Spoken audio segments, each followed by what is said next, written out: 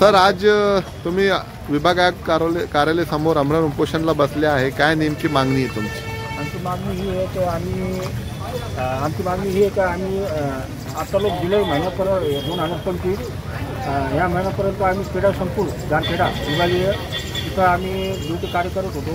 आम्हाला आमच्या सुरक्षा रक्षक निरीक्षक पवार साहेब यांनी आम्हाला ड्युट्या करायला सांगितल्या होत्या. आम्ही जुलै महिन्यापर्यंत ड्युट्या केल्या. ते म्हणजे आम्ही तुमची पगार काढू असं आश्वासन दिले. हो, अजून त्यांनी काही आमचं काम मार्गी लावलं नाही, काही नाही. आमच्या 10 महिन्याचा पगार व आम्हाला लवकरच ड्युटी देण्यात यावी. आणि तिथं आम्ही जिथं ड्युटीला होतो तिथं आम्हाला त्यांनी आमची सेवा खंडित करून टाकली. किती वर्ष तुम्ही ड्युटी केली तिथं? सर, आम्ही नाही का 2023 पासून 10 ऑगस्ट 2023 ते 2025 लोक. आणि काय झालं, अंदाजे किती वर्ष झाले तिच्यात काय झालं माहिती आहे का, कामगार कायद्यानुसार आम्हाला काढता येत नाही. पण तिथं नाही का काही राजकारण काही पैसे देऊन काही हे करून ते हे केलं, आमचं दुसरं हे केलं, प्रायव्हेट सिक्युरिटी घेतली. मग तुम्ही कायद्याचे उल्लंघन करू लागले, बाबासाहेबांचं कायद्याचं उल्लंघन करू लागले. कामगार उपायुक्ताचा कायदा तुम्ही तोडू लागले का? कलेक्टर साहेबांनी बी अधिकारीच आहे, मायबाप आहे आमचे, त्यांनी बी कायदा तोडायला नाही पाहिजे. पालकमंत्री साहेब बी आमचे, हे पालकमंत्री म्हणजे आमचे पालकहार आहे. पण त्यांनी हे आम्हाला तिथं क्रीडा संकुलमध्ये आम्हाला तिथं 6 जणाला तिथं रोज राहून द्यावे. आणि जे दुसरे माजी सैनिक घेतले, आम्ही बी म्हणतो त्यांना बी ठेवा. 12 जणांची तिथं मागणी तिथं जास्त आहे.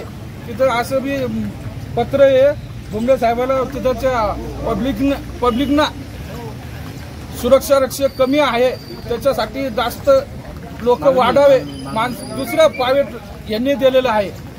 तो तुमचं असं म्हणणं आहे की जे कायद्यानुसार आम्हाला काढता येत नाही. पण ते कसं आहे, आस्थापनाने नाही का जे सुरक्षा अधिकारी राहतं त्यांनी आम्हाला नाही का, आमच्या मंडळाचा नियम असा आहे की आमच्या जागी दुसरं त्यांनी कधी आस्थापनाने आमची कंप्लेंट केली असेल तर ते आमच्या जागी दुसरे माणसं तिथं टाकले जाते. पण हे ते मानायला तयार नाही आस्थापना. त्यांना वाटलं त्यांचं मानमानानं धकू लागले. तुम्ही कायद्याला धाक पाहिजे ना. आम्ही कोण अधिकारी आहे जे त्यांनी तुमची नोकरी काढली? कोण अधिकारीनी काढलेली आहे? हे तांगडे सर, स्वप्नील तांगडे, कुलकर्णी, ते उपसंचालक, हे त्यांनी कलेक्टर साहेबांना बी आम्ही 2-3 बार अर्ज दिलेला आहे. किती वर्ष झाले होते तुम्हाला? आम्हाला नाही का त्यांनी 2 बार असेच आमचे पत्र व्यवहार केले. आता हे बघा, हे मास्कोचं कसं कायद्याने किती वर्ष झाले? हा, ते उत्तर द्या ना तुम्ही. आम्ही 2023 पासून, आम्ही 2023 2 वर्ष झाले होते का तुम्हाला? 2 वर्ष. आम्ही आमचे सप्टेंबर पर्यंत आम्ही ड्युटी केली. पण हे मान्य नाही. हे बघा हे सुरक्षा अधिकाऱ्याचा नियम बघा कसा आहे. आम्हाला बी असाच लागू आहे. मग यांनी आमच्या जागी दुसरं नोंदणी घ्यायला पाहिजे. आता तुमची पेमेंट जे सुरक्षा अधिकाऱ्याचा बी जे तुमची पेमेंट आहे ते तुम्हाला भेटलेली आहे का पूर्ण? नाही.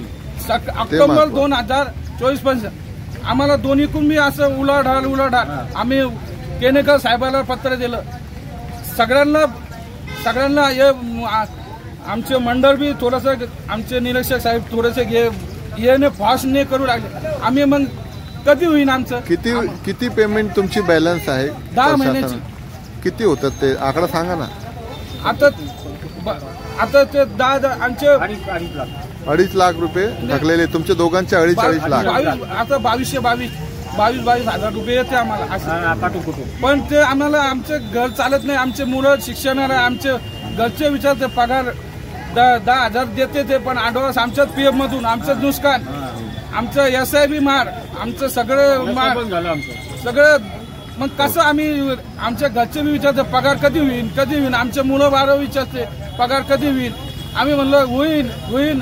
आम्हाला आता घरचं बी आम्ही बसून बसून ताण आमच्या बायकोचं मुळे आता आम्ही पेशंटमध्ये झालं. आम्ही पुढचं पाऊल काही बी करू शकतो.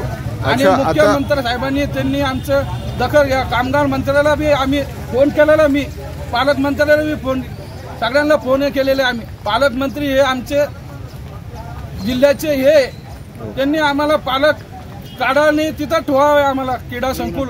आपलं नाव सांगा पूर्ण. अनंत दामोदर शेळके. आपला माझा विजय विठ्ठलराव भाले. नाही तर आम्हाला दुसऱ्या जागी हे बघा तुम्ही, हे व्यू दाखवा. आम्ही सगळे हो, ते कायदे फोटो घेतो.